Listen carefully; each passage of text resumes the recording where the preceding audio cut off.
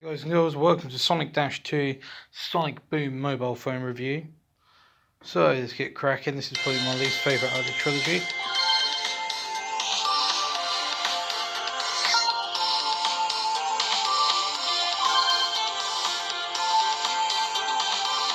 Nevertheless, we'll give it a fair run.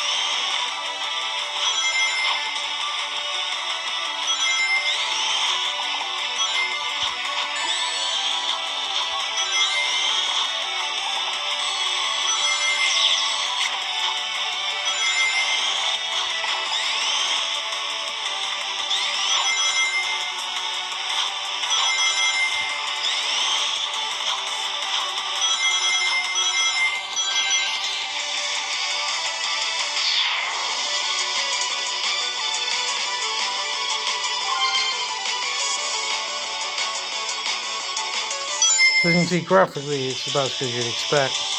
Plays very similar to Sonic Dash. Seems it's no evolution really, just for the Sonic Boom characters.